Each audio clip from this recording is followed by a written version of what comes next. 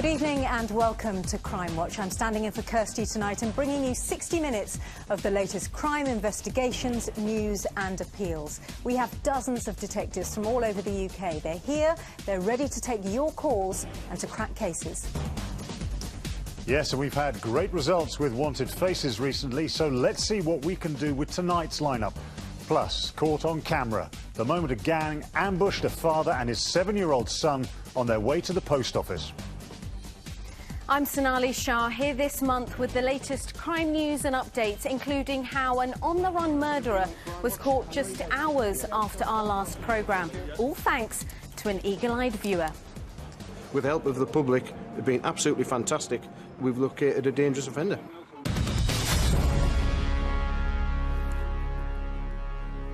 Well, we begin tonight with a chilling and seemingly targeted murder of a father of two outside his family business in South Shields last month.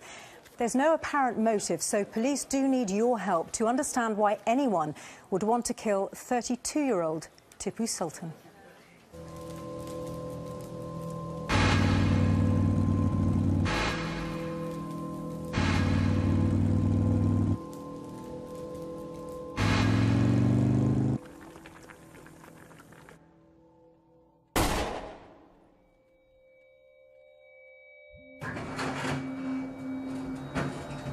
"32-year-old Tipu Sultan has helped to run the family business in South Shields since he was a teenager. You're right. The takeaway Herbs and Spice Kitchen has been open for 20 years. The business has always been there as long as we can remember. It was a family business, but it wasn't really a family, it was Tipu's. Everything inside out, Tipu knew about it. Tipu was the oldest, and Dad has difficulties too in everyday things. And from a very young age, Tipu was always helping Dad. So Dad was always dependent on Tipu. As usual. Yeah. He was like the head of the family. Tipu took on that responsibility of helping everyone out. He was an amazing person. You have that one person in your life where that person is always smiling, you never see them sad. He was that person. He had an impact on everyone's life.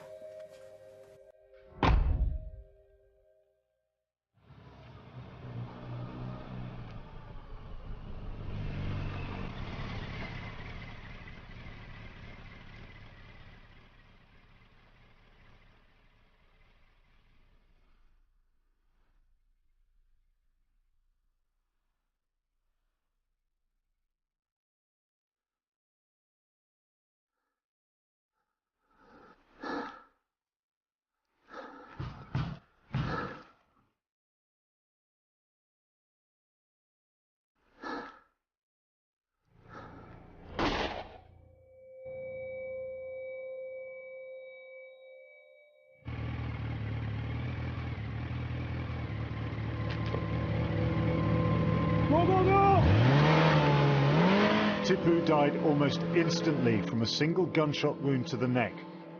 Police are now studying footage from the surrounding area. In terms of CCTV, what we have is where the bike first is seen prior to the offence is on Lumley Avenue. It tracks down Lumley Avenue before turning into a little cul-de-sac. The offenders have had to bump the motorcycle onto a curb and across a little path which takes them onto Prince Edward Road. They're seen at that location by two witnesses at a bus stop looking either way up and down Prince Edward Road before crossing the main road. Once they cross into Lake Avenue, they don't come past the front of the shop. They actually go into the rear lane behind the shop, which is where the witnesses actually describe the pillion passenger getting off and the motorcyclist making ready at the cut that is adjacent to the back of the shop, ready to pick him up as soon as the shooting's taken place.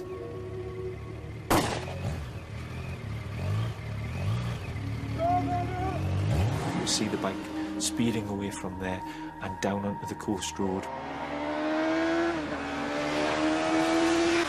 have CCTV which actually takes them away from the scene of the crime. The bike travels along a road called Lizard Lane before taking a left-hand turn down towards the coast road. As it comes onto the coast road, travels a short distance. We have it on CCTV from a garage and then again from a local school. It turns into Marsden Avenue. And that's the last sighting we have of the motorbike.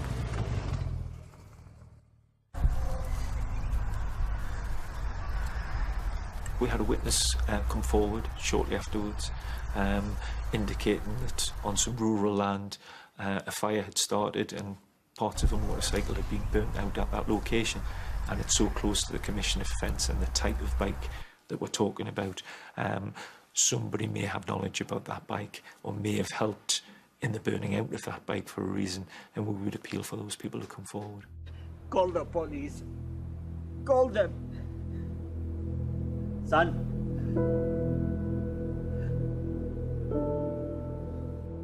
Hello? Hello, you're through the police out in the house. Oh, somebody coming in the back. Excuse me, my son. The shot your son? Can you send the ambulance and regular, please? What, you want an ambulance as well? Yeah. Yeah, excuse me, my son is died. Please. Where's my son? I know my father is absolutely killing on the inside. You would never imagine a father having to bury his son. To shoot somebody with a shotgun from half a metre away through the throat, cold-blooded killing, and make off from the scene. Somebody, to all intents and purposes, who is very much a pillar of the society, well-known, well-respected, polite, considerate, young father, to murder somebody in cold blood like that, yeah, particularly dangerous people and people that we need to catch.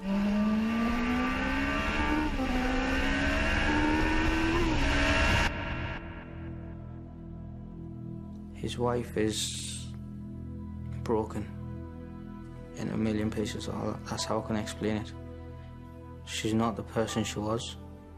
She's just dead inside, if I'm honest, because she loved him to bits and she just doesn't know how to live now.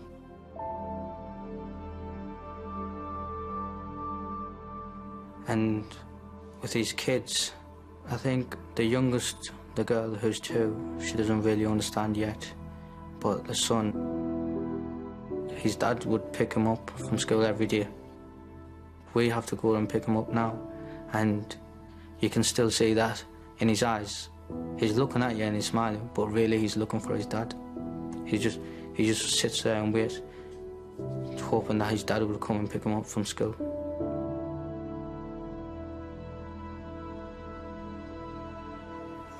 Well, Detective Chief Inspector John Bent, who you saw in that film, is leading the investigation. And John, it is such a horrific attack and took place in front of Tipu's father. I mean, you talk to the family a lot. How are they dealing with this? They've been very brave, Sean, but the realisation that they're never going to see their husband, son, brother again, I think it must be very difficult to deal with. Still very much grieving, but they've been very brave and they've been incredibly supportive of the police investigation. Yeah, well, let's hope we can find who did it. Now, talk us through the CCTV. We saw the bike, the route that it took. Where did it go? Yeah, after the offence actually took place, at the rear of the herbs and spices takeaway, we know that the vehicle left at very high speed from Lake Avenue, and it travelled from the back of the herbs and spices kitchen all the way along Lizard Lane, and then it took a left-hand turn there along Kitchener Road onto the coast road before disappearing at Marsden Avenue, and that's the last sighting we actually have at the bike.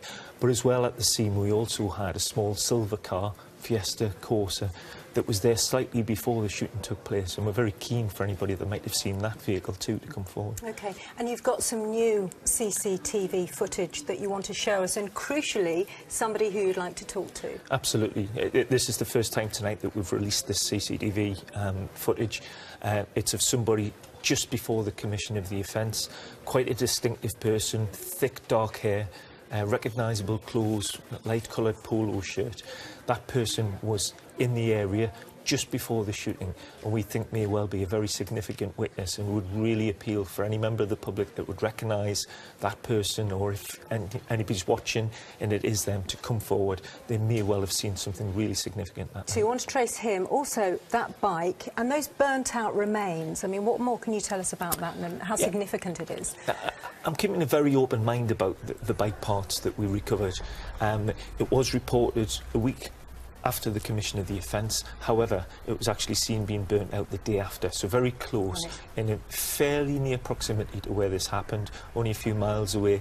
It's a similar type bike to we know that was used during the offence, and all the recognisable features of that bike have been removed, which is suspicious in its own right. So yeah, it may be involved, it may not have been, but if somebody legitimately did burn that bike out, we would ask them to come forward so we can eliminate it. All right, we should just say as well, you've got somebody from the Bangladeshi community who's helping out on your team, so if there are any language issues, you can deal with that. Absolutely. Detective, thank you very much. Think of that family left behind and what they're going through now. If you have any idea why Tipu was murdered, or you think you know who did it, then please do call John and the team in the studio now. The number, as ever, is 0500 600 600. A roundup of the latest crime news now, and police in London are tonight appealing for your help to catch a dangerous rapist who attacked a woman as she made her way home. The woman was walking in the Grove Park area of Lewisham at 2:45 a.m. on the 8th of March when the man held her at knife point and raped her. This chilling footage shows him following her shortly before it happened. During the ordeal, he demanded her bank card and PIN number, and this CCTV of the suspect shows him using a cash point a short time later. Well, the attacker is described as being black, aged 25 to 40, and was wearing a sky blue cloth hat and Chelsea Adidas top. Police have a full DNA profile. All they need now is a name. If you recognise him, please call the studio now. A man has amazingly survived being shot after his mobile phone took the brunt of the blast. The 25-year-old victim was fired at with this gun after he approached a group of teenagers last October outside the block of flats where he lived in Widnes. Police released this incredible photo of the damaged phone this week. 19-year-old Ryan Duggan was found guilty of attempted murder and possession of a firearm with intent to endanger life. He'll be sentenced in July. Now, Operation Captura, the National Crime Agency and Crime Stoppers campaign to track down some of Britain's most serious suspected criminals thought to be hiding out in Spain, is tonight revealing exclusive new surveillance footage on Crimewatch. Steve Reynolds, the Deputy Director of the NCA, is here. Thank you very much for being here, Steve. I'll ask you about the surveillance in just a moment, but first, remind us how much Captura has achieved so far. Well, we launched Captura in 2006, since which time, of the 86 fugitives we've been trying to find, 68 have been arrested. So now is the time for a final push on the remaining 18.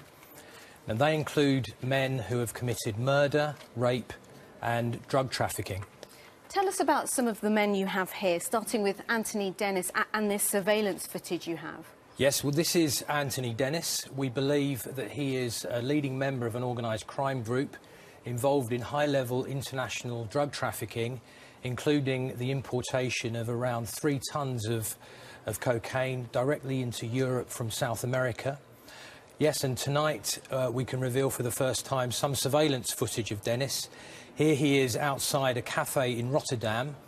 Now, prior to this this cafe being raided by the Dutch police, we believe that it was being used as a rendezvous and hub for drug traffickers.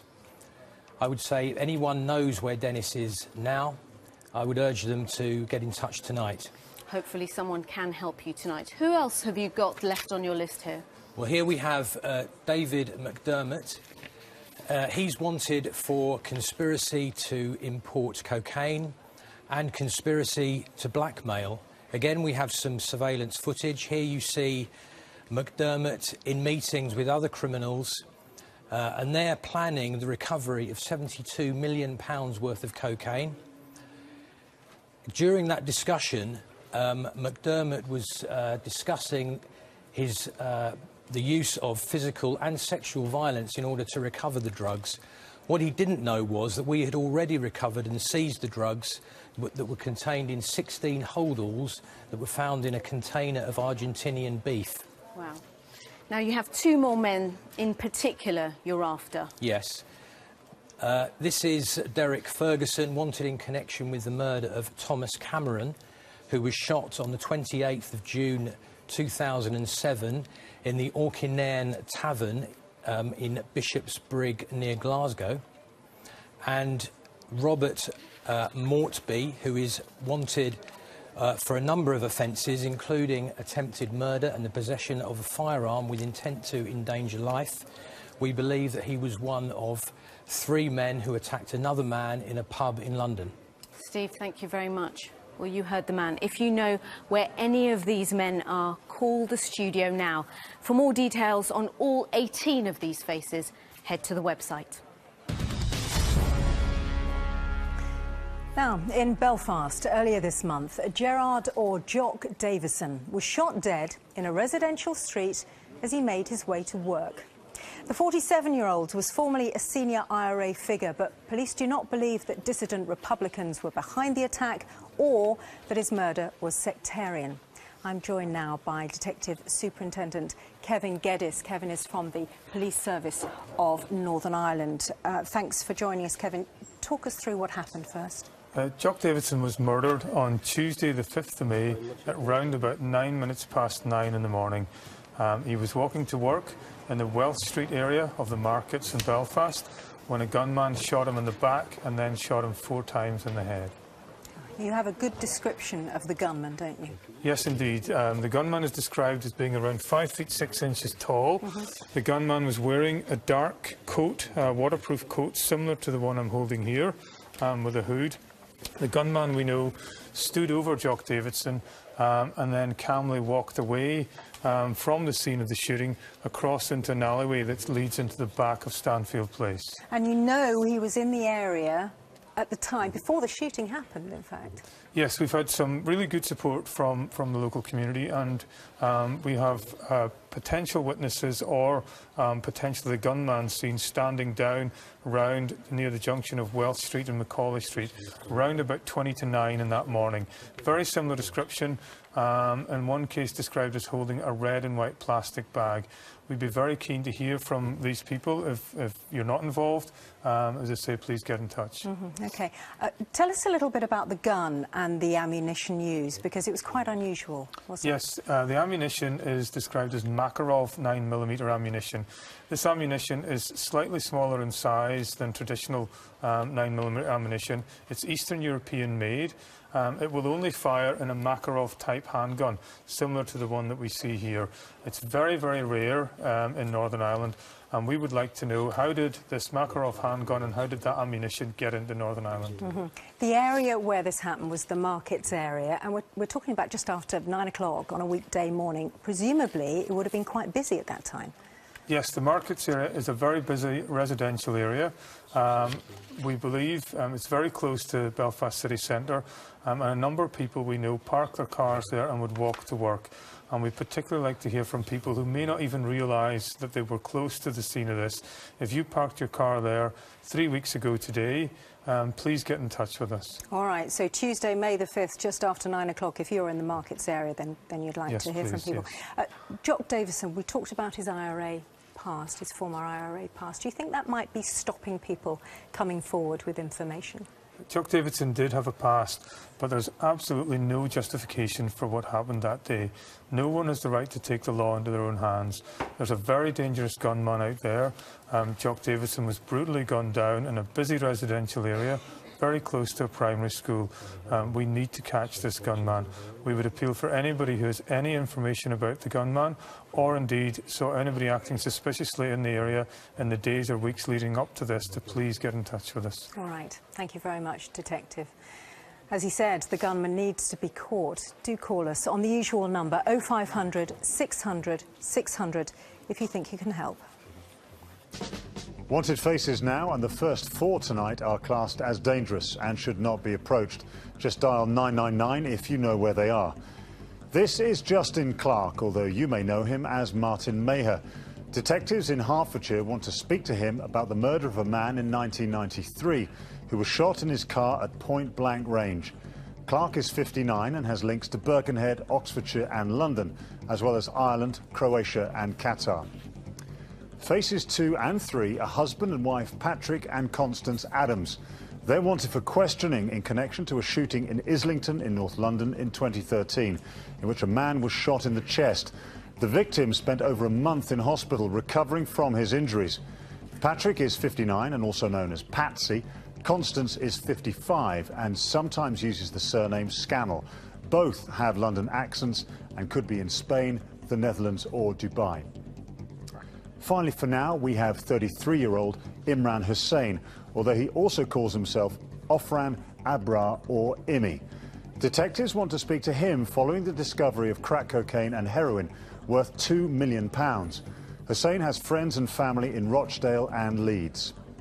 We'll go through the rest of the lineup a little later, but remember, these first 4 are described as dangerous, so call 999 immediately if you know where they are. Right, still to come tonight. The terrifying moment a gang ambushed a father and son in the middle of the street. And the raid on a couple's home in a sleepy Essex village.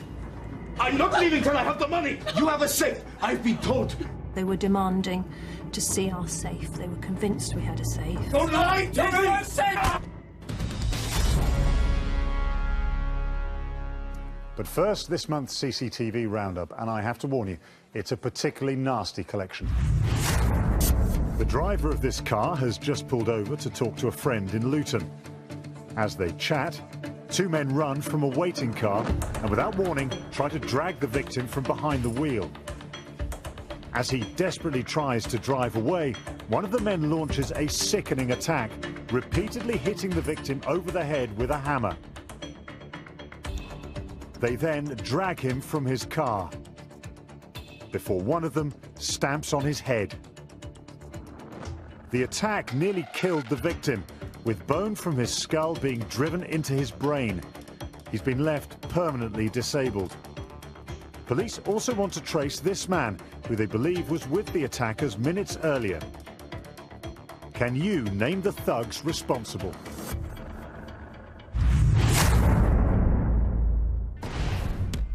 These men are chatting in a takeaway late at night in Bournemouth. Without warning, one of the men swings a vicious punch, knocking his victim to the floor. The thug then casually walks away, leaving the man unconscious and motionless. The victim was days away from qualifying as a pilot, but the attack left him with a bleed on the brain, which means his career plans are now on hold. Who is the violent man responsible? Name, please.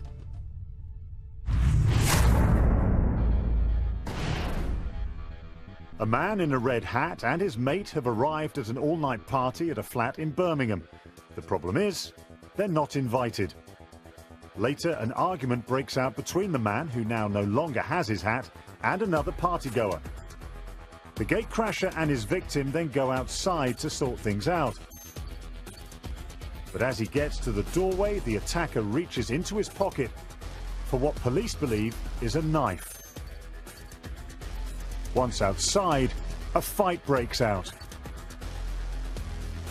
During the struggle, the victim is stabbed 8 times and nearly loses his life. Can you name his attacker?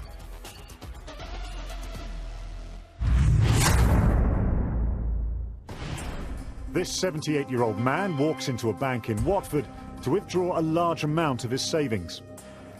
Whilst inside, he laughs and jokes with the cashiers before leaving with £10,000 in 2 brown envelopes.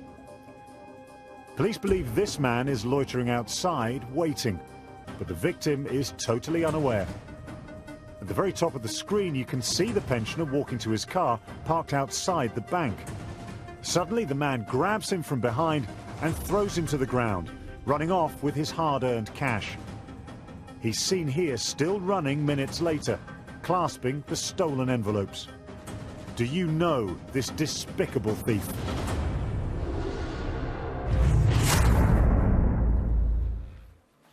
Call and text the numbers on screen if you can help. And of course, it's all on the Crimewatch website.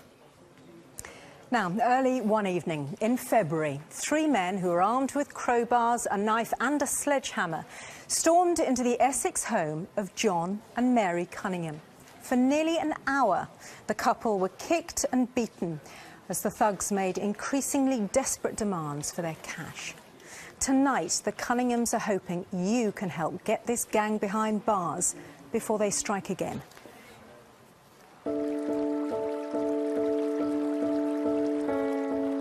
My mother bought this little cottage in 1963, and it's been in the family since then. I like the place. It's got its sort of character, and the garden, and it's our home. It's the centre point of my life. John and I have been married nearly 35 years. We've both got big birthdays this year, and really a year to celebrate. A sort of special year on the calendar. It's a relationship that I think is very strong because we work together. We're virtually in each other's pockets 24 hours a day. And what can I say? She's backbone of my marriage, my life, my business. It was a normal Friday. I had been working. We run a business from the office above the garage. I don't know about other people, but when you come to Friday afternoon, you have that sort of feeling, you know, week's finished, look forward to the weekend. I finished work about 4 o'clock in our yard, which is about 3 miles from here. Came home about 4:15. It's getting sort of dusky then. Thanks very much, all of you. We'll get to know more about each of you throughout the show as it goes along. So that just leaves one more person for me to introduce. Google Glass was... I looked out over the road and I saw this car with people in it, just sitting staring in. Hello? No lights on the car. And I thought, this is a bit strange. John? I am well. Oh, I'm home. Hi. Didn't think any more of it. This year, we were going to have a very special holiday because our wedding anniversary. We had our brochures on the table. Literally, on the day, we had finalised the insurance and everything. We were looking forward to that.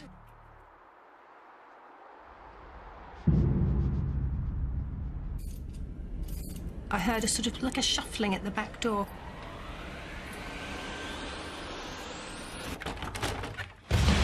What's your money?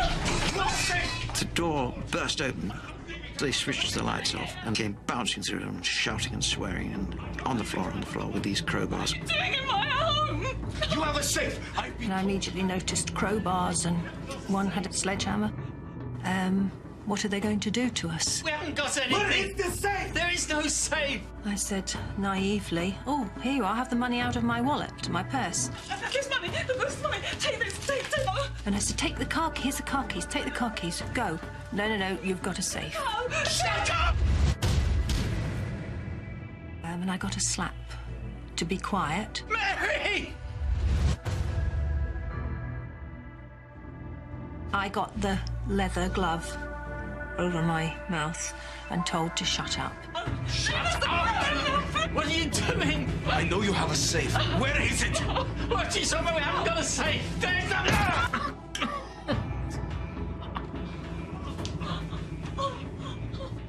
There was one who did most of the talking and seemed to be, well, he obviously told the others what to do. Go find the safe!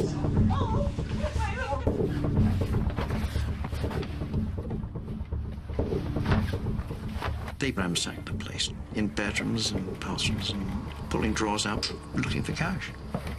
Our son's old bedroom, he'd got some loose change and some foreign currency in a drawer up there, which I didn't even know was there. I think it was some euros and I think it was about 20, 30 quid in cash. And then they found that and they thought, oh, this is exciting. I think there's more there. And you lied! By then, I mean, I was shaking with fear. John was dragged from the floor and taken through to the study, and the door closed. I know you have money. He found about £1,000, £1,200 in the desk drawer, petty cash. I know you have more. That's when he gave me a bit of a pasting. There is more money. Where is the safe? That's all the money there is. Don't lie to me.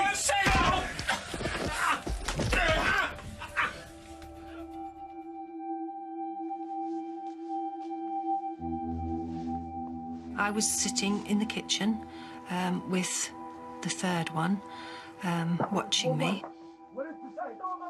I was concerned because I could hear raised voices.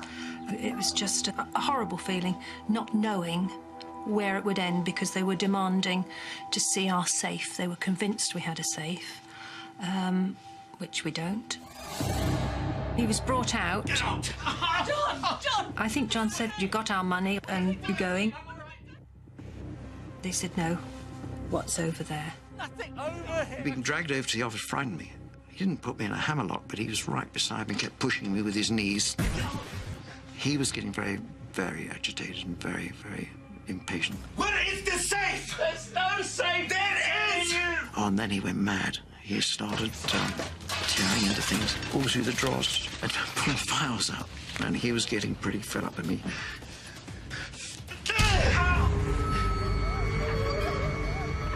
He kneed me hard in the kidneys, which really, I thought I was going to pass out.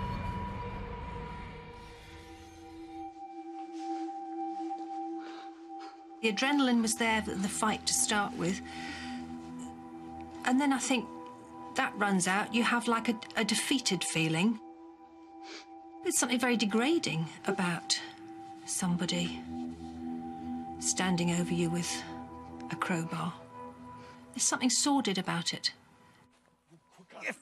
He couldn't find anything else, so he marched me down the stairs and back over to the cottage here, to the kitchen. They grabbed an apron off the back of the kitchen door, laid it on the table, put all the money in it, and left. That was sheer relief. We're just out of our house.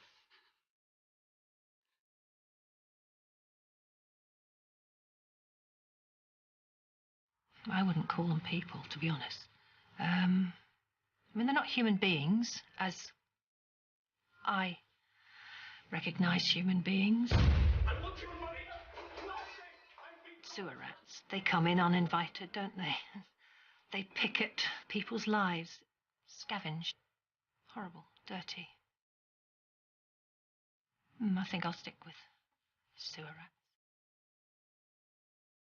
It's a scar. I think it's going to take a long, long time to get over it. They're wrong-uns, and by God, I hope they get caught. I desperately hope they get caught.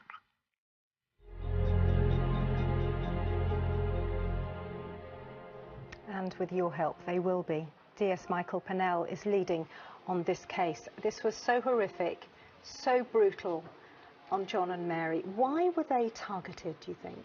Well, they were convinced that they had a safe, and they don't have a safe. John and Mary run a small local business. They had some savings in the house which they sort of put together towards their anniversary. Mary called them sewer rats. Do we know anything about the men who did it, the weapons they were carrying? They've been described as Eastern European, and that comes from their accents. They were wearing tough workwear. Two had black jackets, one had a dark green or khaki-coloured jacket on, with a distinctive logo across all three, which starts on the chest and moves across to the arm, which looks something like what we've got here on the screen. OK, and what do we know about the car they used? Well, the car was described by John as being dark in appearance, and that's about as much as we've got, so we haven't got a specific make and model. And what we do know is it was parked on the boundary of their property, right by a bend on the road, so anyone that would have been driving along that road would have had to swerve to avoid it, which is certainly one of our appeal points. Someone may have been there and seen that. And we also know that there was a vehicle parked opposite shortly before the offence took place, which John saw, which he thought may have been a Volkswagen, but again, we're not sure. We just know it was a dark vehicle. OK. John and Mary clearly very affected by this. How are they now? It was a very distressing ordeal for them to go through. Well, they have made a full recovery. And they've tightened security as well, we should say, at the cottage, haven't they? We've supported them with that, and they've installed an extensive alarm and CCTV system, which is obviously going to deter any future occurrences. Finally, there is a reward on this case. That's right. There's a £5,000 Crime Stoppers Award, which has been put out there to hopefully catch these people. All right. And that's for any information that leads to the arrest and any conviction. information. Any information that leads to the arrest and conviction. OK, thanks very much for clarifying that. John and Mary do not want this happening to anyone else. If you know anything, please do help.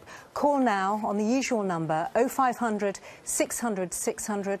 Of course, you can speak anonymously to Crime Stoppers. Let me give you that number. It's 0800 555 111. And remember, if you have been a victim of crime, you can call the Victim Support Line. This is the number 08 08 16 89 111. Still to come tonight, the inside story of how the Stepping Hill Hospital poisoner was caught. There is only one member of staff who was on duty and working on those 3 occasions, and that was Victorine Ochua. But first, time for our second batch of wanted faces, starting with Lewis Okai. He was jailed for 7 years for 3 robberies and 1 attempted robbery and released early on licence. But he's failed to stick to the conditions of his release and is now wanted back in jail. Okai is 33 and has a tattoo of the words Tyrone RIP on his right arm. He has links across Bedfordshire and Middlesex. Next is 28-year-old Michael Lee Lloyd. Detectives from the National Crime Agency want to question him in connection with a conspiracy to import Class A drugs. He has friends and family across North London and full-sleeve tattoos on both arms. Now, do you recognise Mihail Ikim? He was charged with rape but failed to turn up at court last August. He's originally from Romania and speaks very little English. Ikim is 29 with a large pointy nose and has links to Bristol and Romford in north-east London. And lastly, number 8 is Stephen McGowan. Detectives want to talk to him in connection with a conspiracy to supply heroin and crack cocaine. He has links to Cheshire and Merseyside and is 29 years old. If you know where any of the faces are, then get in touch using the numbers on screen. You can take another look on the Crimewatch website, and they're all on the red button until the early hours. In February, the manager of a petrol station in Walsall in the West Midlands was violently attacked and robbed as he tried to cash in his takings at a local post office. Now, not only was it all captured on CCTV, but the victim's 7-year-old son was sitting in the car and saw the attack on his dad. DI Colin Mattinson is from West Midlands Police and he's investigating this case. Detective, exactly when and where did this happen? Well, it was Saturday, the 7th of February at 11:10 in the morning when the manager, Mr Sitam Paranatham, was on his way from his workplace, the garage, to the post office on Hall Street, Darlaston, to deposit £4,000 worth of takings. You've got some quite shocking CCTV of the attack. Just talk us through what we're about to see. Well, you can see he parks his car outside the post office when a red Audi swings round the corner and 2 masked males ambush him and then strike him with blocks of concrete. The 3rd male then squirts the fire extinguisher in his direction.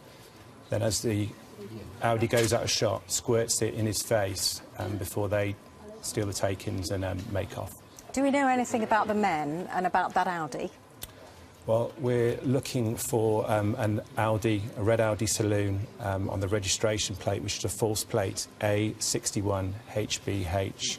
They left in that vehicle, and we're seeking people that may have seen that vehicle on that day, seen the plates being changed or found the vehicle abandoned.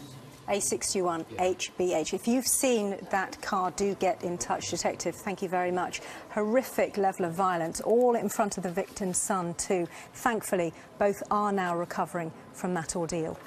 They didn't ask for the money. If they ask for the money, they come for the money. I thought they're going to stab or they're going to kill me. I remember the white powder everywhere, all over me, and I couldn't see nothing, and very frightening moment there was. I really worried about my son. I didn't know where is he, and I thought they're going to take the car as well because he is inside. I believe it's not only me. If they're out there, it will happen for somebody else as well. If you have any information on who these men are, do call the studio now on the usual number. Here it is, 0500 600 600. Well, the phones are very busy tonight, which is great news. So let's just grab a quick update with DCI John Brent, who's investigating that murder of Tipu Sultan in South Shields. Detective, what has come in? Yeah, we've had some really interesting calls so far this evening. Some people actually put names of people forward that they believe are responsible for this horrendous crime. But we still would appeal for some information regarding that CCTV footage that we put out tonight of the guy in front of the Indian takeaway on that particular night. We've not had a call about that, and we're really keen to hear from somebody who knows who that individual is. That's the first time we've seen that CCTV. Important to stress, you're very open-minded, I would imagine, about that individual. Yeah, very much. He may have been a significant witness, and if that person has seen the footage tonight, or somebody that knows him, please, we need to talk to that person. He may have seen something really significant. And the small silver car that you mentioned as well? Yeah, the small silver car. We believe Fiesta or a Corsa was at the rear of the premises just before this all happened, and we're really keen to find out again. Could be another significant witness who may have seen something on the night. And again, for anybody who might know the whereabouts of that motorcycle, particularly really distinctive, know who's using that motorbike on the night or where it went after the commission of the crime. Detective, thank you. We have some really impressive results on previous cases to tell you about this month, particularly on the wanted faces. In our last programme, we asked for your help in finding murderer William Kerr, who'd absconded after being released early from prison. Just minutes after the appeal went out, a viewer phoned in to say Kerr was in central London. Our cameras followed officers as they made their move the very next day. Okay. On the camera. Okay, these are from Crimewatch, okay? Right. We put out an appeal on Crimewatch. I know you did. Yeah. On camera. Okay, go. He told officers he was just seconds from hiding amongst this huge crowd of cyclists and leaving London. But in fact, less than 24 hours after the Crimewatch appeal, he was back behind bars. Nothing more than that, he's a dangerous offender. Great result. And in December last year, we asked for your help in finding another wanted face. It was Desmond Rosario. The 46-year-old barrister failed to turn up at court to face charges of sexually assaulting a 15-year-old girl in Sheffield.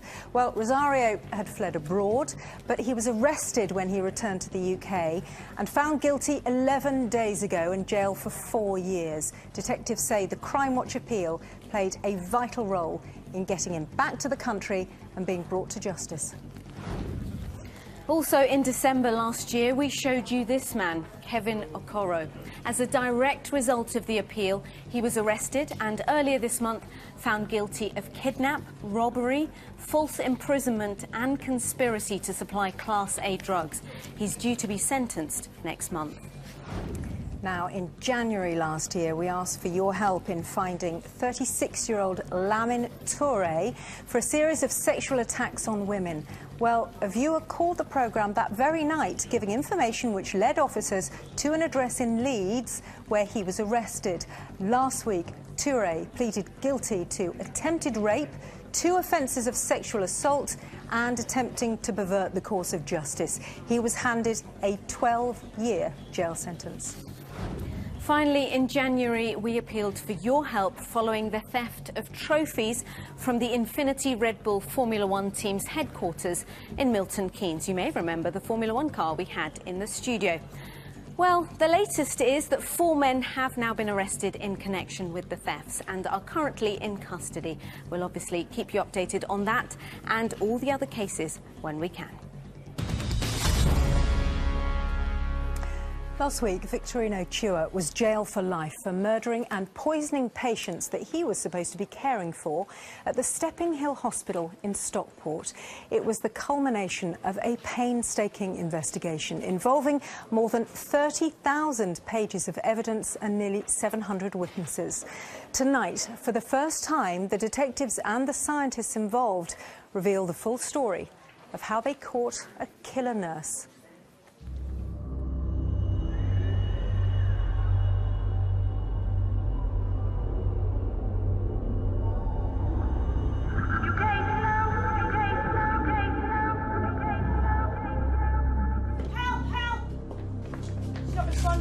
On the 15th of July 2011, Zubia Aslam fell seriously ill while being treated at Stepping Hill Hospital.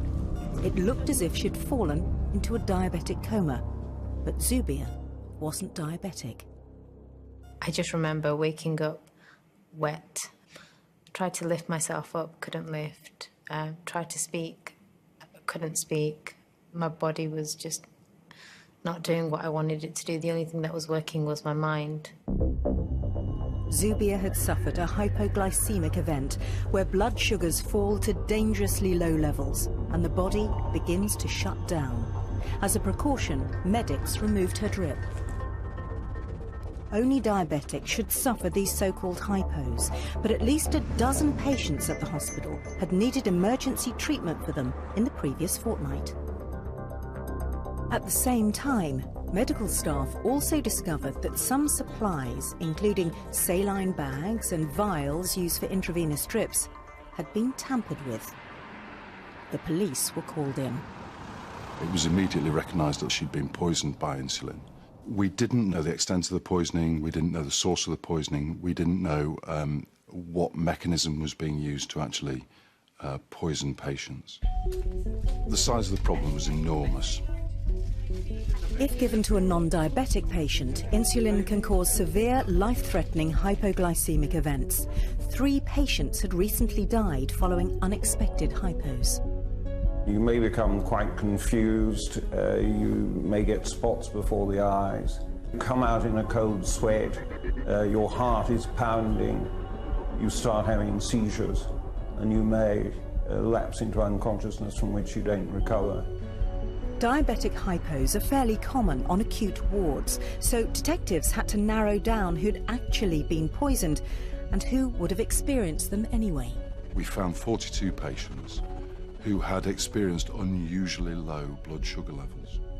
For each of these 42 patients, we had to go through in very, very fine detail every single point of their treatment. We then effectively condensed that down to 21 victims who we felt we could prove had been poisoned.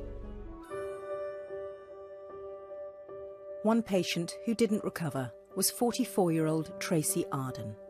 She had multiple sclerosis. She was admitted with a chest infection and, although ill, her family were confident her treatment was working.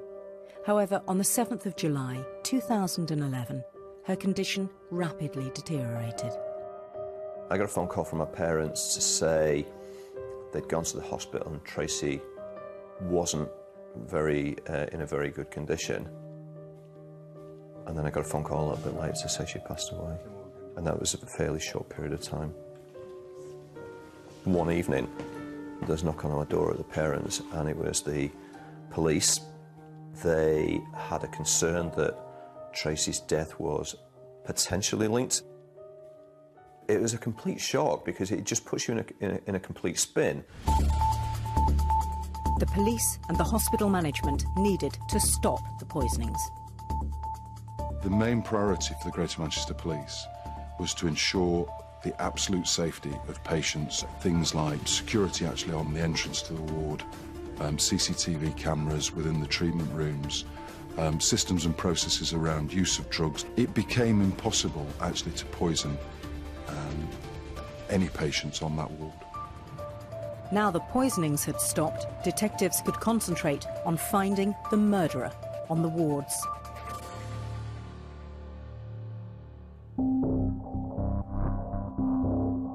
Police initially suspected nurse Rebecca Layton of murder. She was arrested a few weeks after the wards had been put into lockdown. But after 6 weeks in custody, police established she was not responsible for the poisonings and murders, and the charges were dropped. 6 months passed with no further poisonings, but police still hadn't caught the murderer.